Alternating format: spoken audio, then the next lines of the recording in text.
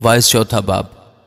تب میں نے پھر کر اس تمام ظلم پر جو دنیا میں ہوتا ہے نظر کی، اور مظلوموں کے آنسوؤں کو دیکھا، اور ان کو تسلی دینے والا کوئی نہ تھا، اور ان پر ظلم کرنے والے زبردست تھے، پر ان کو تسلی دینے والا کوئی نہ تھا۔ بس میں نے مردوں کو جو آگے مر چکے ان زندوں سے جو اب جیتے ہیں زیادہ مبارک جانا، بلکہ دونوں سے نیک بخت وہ ہے جو اب تک ہوا ہی نہیں، جس نے وہ برائی جو دنیا میں ہوتی ہے نہیں دیکھی۔ پھر میں نے ساری محنت کے کام اور ہر ایک اچھی دستکاری کو دیکھا کہ اس کے سبب سے آدمی اپنے ہمسایہ سے حسد کرتا ہے، یہ بھی بتلان اور ہوا کی چران ہے۔ بے دانش اپنے ہاتھ سمیٹتا ہے اور آپ ہی اپنا گوشت کھاتا ہے۔ ایک مٹھی بھر جو چین کے ساتھ ہو ان دو مٹھیوں سے بہتر ہے جس کے ساتھ محنت اور ہوا کی چران ہو۔ اور میں نے پھر کر دنیا کے بتلان کو دیکھا، کوئی اکیلا ہے اور اس کے ساتھ کوئی دوسرا نہیں، اس کے نہ بیٹا ہے نہ بھائی، تو بھی اس کی ساری محنت کی انتہا نہیں، اور اس کی آنکھ دولت سے سیر نہیں ہوتی۔ وہ کہتا ہے میں کس کے لیے محنت کرتا اور اپنی جان کو عیش سے محروم رکھتا ہوں۔ یہ بھی بتلان ہے۔ ہاں، یہ سخت دکھ ہے، ایک سے دو بہتر ہیں، کیونکہ ان کی محنت سے ان کو بڑا فائدہ ہوتا ہے، کیونکہ اگر وہ گریں تو ایک اپنے ساتھی کو اٹھائے گا، لیکن اس پر افسوس جو اکیلا ہے جب وہ گرتا ہے، کیونکہ کوئی دوسرا نہیں جو اسے اٹھا کھڑا کرے۔ پھر اگر دو اکٹھے لیٹیں تو گرم ہوتے ہیں، پر اکیلا کیوں کر گرم ہو سکتا ہے؟ اور اگر کوئی ایک پر غالب ہو تو دو اس کا سامنا کر سکتے ہیں، اور تہری ڈوری جلد نہیں ٹوٹتی۔ مسکین اور دانشمند لڑکا اس بوڑھے بے وقوف بادشاہ سے جس نے نصیحت سننا ترک کر دیا بہتر ہے، کیونکہ وہ قید خانہ سے نکل کر بادشاہی کرنے آیا، باوجود یہ کہ وہ جو سلطنت ہی میں پیدا ہوا مسکین ہو چلا۔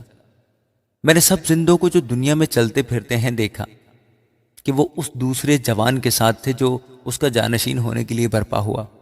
ان سب لوگوں کا، یعنی ان سب کا جس پر وہ حکمران تھا، کچھ شمار نہ تھا، تو بھی وہ جو اس کے بعد اٹھیں گے اس سے خوش نہ ہوں گے۔ یقیناً یہ بھی بتلان اور ہوا کی چران ہے۔ آمین۔ وائس پانچواں باب۔ جب تو خدا کے گھر کو جاتا ہے تو سنجیدگی سے قدم رکھ، کیونکہ شنوا ہونے کے لیے جانا احمقوں کے ذبیحے گزراننے سے بہتر ہے، اس لیے کہ وہ نہیں سمجھتے کہ بدی کرتے ہیں۔ بولنے میں جلد بازی نہ کر، اور تیرا دل جلد بازی سے خدا کے حضور کچھ نہ کہے، کیونکہ خدا آسمان پر ہے اور تو زمین پر، اس لیے تیری باتیں مختصر ہوں، کیونکہ کام کی کثرت کے باعث سے خواب دیکھا جاتا ہے، اور احمق کی آواز باتوں کی کثرت ہوتی ہے۔ جب تو خدا کے لیے منت مانے تو اس کے ادا کرنے میں دیر نہ کر، کیونکہ وہ احمقوں سے خوش نہیں ہے، تو اپنی منت کو پورا کر۔ تیرا منت نہ ماننا اس سے بہتر ہے کہ تو منت مانے اور ادا نہ کرے۔ تیرا منہ تیرے جسم کو گنہگار نہ ٹھہرائے، اور فرشتہ کے حضور مت کہے کہ بھول چوک تھی۔ خدا تیری آواز سے کیوں بیزار ہو اور تیرے ہاتھوں کے کام برباد کرے، کیونکہ خوابوں کی زیادتی اور بطالت اور باتوں کی کثرت سے ایسا ہوتا ہے، لیکن تو خدا سے ڈر۔ اگر تو ملک میں مسکینوں کو مظلوم اور عدل و انصاف کو متروک دیکھے تو اس سے حیران نہ ہو، کیونکہ ایک بڑوں سے بڑا ہے جو نگاہ کرتا ہے، اور کوئی ان سب سے بھی بڑا ہے۔ زمین کا حاصل سب کے لیے ہے، بلکہ کاشتکاری سے بادشاہ کا بھی کام نکلتا ہے۔ زر دوست روپیہ سے آسودہ نہ ہوگا، اور دولت کا چاہنے والا اس کے بڑھنے سے سیر نہ ہوگا۔ یہ بھی بتلان ہے۔ جب مال کی فراوانی ہوتی ہے تو اس کے کھانے والے بھی بہت ہو جاتے ہیں، اور اس کے مالک کو سوائے اس کے کہ اسے اپنی آنکھوں سے دیکھے اور کیا فائدہ ہے۔ محنتی کی نیند میٹھی ہے، خواہ وہ تھوڑا کھائے خواہ بہت، لیکن دولت کی فراوانی دولت مند کو سونے نہیں دیتی۔ ایک بلائے عظیم ہے جسے میں نے دنیا میں دیکھا، یعنی دولت جسے اس کا مالک اپنے نقصان کے لیے رکھ چھوڑتا ہے، اور وہ مال کسی برے حادثے سے برباد ہوتا ہے۔ اور اگر اس کے گھر میں بیٹا پیدا ہوتا ہے تو اس وقت اس کے ہاتھ میں کچھ نہیں ہوتا، جس طرح سے وہ اپنی ماں کے پیٹ سے نکلا اسی طرح ننگا جیسا کہ آیا تھا پھر جائے گا، اور اپنی محنت کی اجرت میں کچھ نہ پائے گا جسے وہ اپنے ہاتھ میں لے جائے۔ اور یہ بھی بلائے عظیم ہے کہ ٹھیک جیسا وہ آیا تھا ویسا ہی جائے گا، اور اسے اس فضول محنت سے کیا حاصل؟ وہ عمر بھر بے چینی میں کھاتا ہے، اور اس کی دکداری اور بیزاری اور خفکی کی انتہا نہیں۔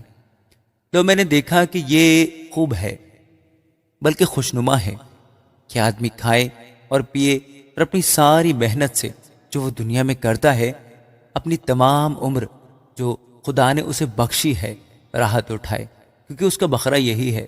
نیز ہر ایک آدمی جسے خدا نے مال و اسباب بخشا اور اسے توفیق دی کہ اس میں سے کھائے اور اپنا بکرا لے اور اپنی محنت سے شاد مان رہے، یہ تو خدا کی بخشش ہے۔ بس وہ اپنی زندگی کے دنوں کو بہت یاد نہ کرے گا، اس لیے کہ خدا اس کی خوش دلی کے مطابق اس سے سلوک کرے گا۔ آمین۔ فائز چھٹا باب۔ ایک زبونی ہے جو میں نے دنیا میں دیکھی اور لوگوں پر گرا ہے۔ کوئی ایسا ہے کہ خدا نے اسے دھن دولت اور عزت بخشی ہے، یہاں تک کہ اس کو کسی چیز کی جسے اس کا جی چاہتا ہے کمی نہیں، تو بھی خدا نے اسے توفیق نہیں دی کہ اس سے کھائے، بلکہ کوئی اجنبی اسے کھاتا ہے۔ یہ بطلان اور سخت بیماری ہے۔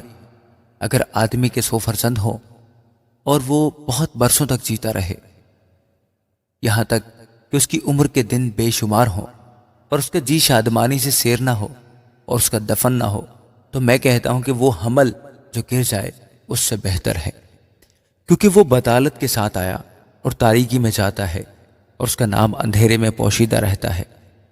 اس نے سورج کو بھی نہ دیکھا نہ کسی چیز کو جانا، بس وہ اس دوسرے سے زیادہ آرام میں ہے۔ ہاں، اگرچہ وہ 2000 برس تک جیتا رہے اور اسے کچھ راحت نہ ہو، کیا سب کے سب ایک ہی جگہ نہیں جاتے؟ آدمی کی ساری محنت اس کے منہ کے لیے ہے تو بھی اس کا جی نہیں بھرتا، کیونکہ دانش مند کو احمق پر کیا فضیلت ہے اور مسکین کو جو زندوں کے ساتھ چلنا جانتا ہے کیا حاصل ہے؟ آنکھوں سے دیکھ لینا آرزو کی آوارگی سے بہتر ہے۔ یہ بھی بطلان اور ہوا کی چران ہے۔ جو کچھ ہوا ہے اس کا نام زمانہ قدیم میں رکھا گیا، اور یہ بھی معلوم ہے کہ وہ انسان ہے اور وہ اس کے ساتھ جو اس سے زوراور ہے جھگڑ نہیں سکتا، چونکہ بہت سی چیزیں ہیں جن سے بطالت فراوان ہوتی ہے، بس انسان کو کیا فائدہ ہے؟ کیونکہ کون جانتا ہے کہ انسان کے لیے اس کی زندگی میں، یعنی اس کی باطل زندگی کے تمام ایام میں جن کو وہ پرچھائیں کی مانند بسر کرتا ہے، کون سی چیز فائدہ مند ہے؟ کیونکہ انسان کو کون بتا سکتا ہے کہ اس کے بعد دنیا میں کیا واقعہ ہوگا؟ آمین۔